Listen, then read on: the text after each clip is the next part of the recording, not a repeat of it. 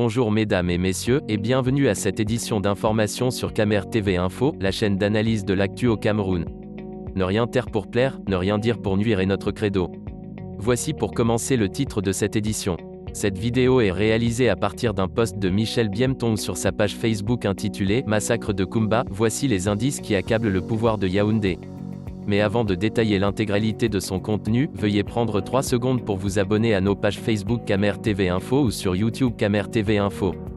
Un like pour une souscription à nos médias pour ne rater aucune de nos futures publications est fortement conseillé. Voici la teneur du post dans son intégralité. Massacre de Kumba, voici les indices qui accablent le pouvoir de Yaoundé. Il est évident que l'attaque de l'école moderne Franciscain International Bilingual Academy de Kumba le 24 octobre dernier, qui a laissé 7 élèves de cet établissement scolaire sur le carreau, exhale un mauvais parfum de crime d'État. Indiscutable. Les dignitaires et supporters du régime Biya vont sans doute demander les preuves.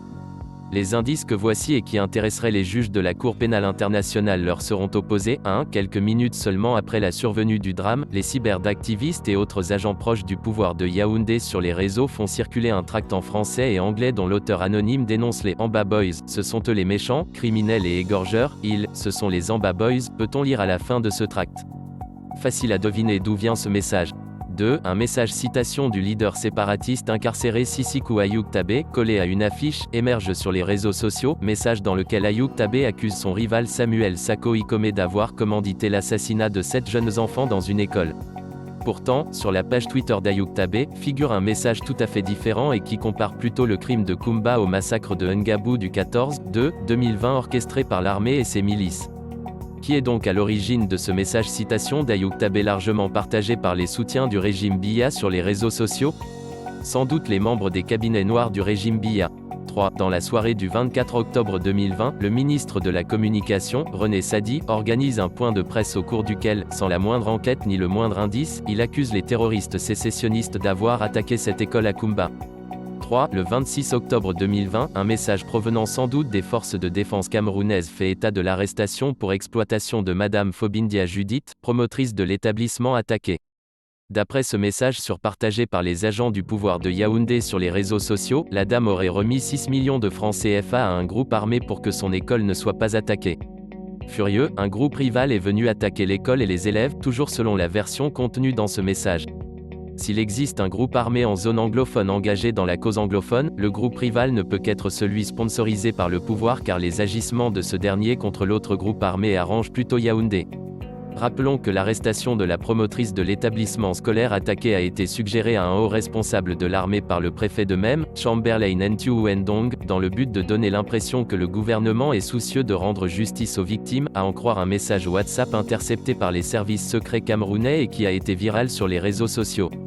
4. Le 28 octobre 2020, dans un communiqué, le gouvernement, par la voix de René Sadi, annonce que l'un des assassins des élèves du Modare Francisca de Kumba a été neutralisé 2 jours plus tôt à Kosala, dans la même ville, suite à un renseignement fourni par la population.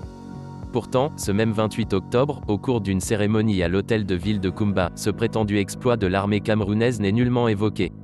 Et même, le ministre de l'administration territoriale, Paul Atangaji, a été vertement pris à partie par une dame qui lui a rappelé que Dieu est témoin des faits et gestes des dirigeants camerounais. General Wunki, l'un des chefs séparatistes dont René Sadi a annoncé la neutralisation par l'armée, n'existe ni d'Adam, ni d'Ève. Sur la base de ces 4 indices, les choses sont suffisamment claires. Le pouvoir Biya a mis tout le paquet nécessaire pour faire admettre que l'assassinat de ses élèves était le fait des terroristes sécessionnistes. D'où la rapidité à condamner le camp d'en face. Le recours au mensonge, à la manipulation et au fake quelques heures ou jours seulement après le drame.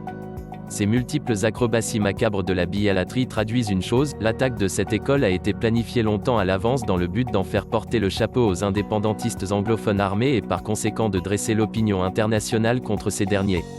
Les juges de la Cour pénale internationale devront analyser toutes ces contradictions, tous ces faits et gestes suspects afin d'en tirer les conséquences qui s'imposent.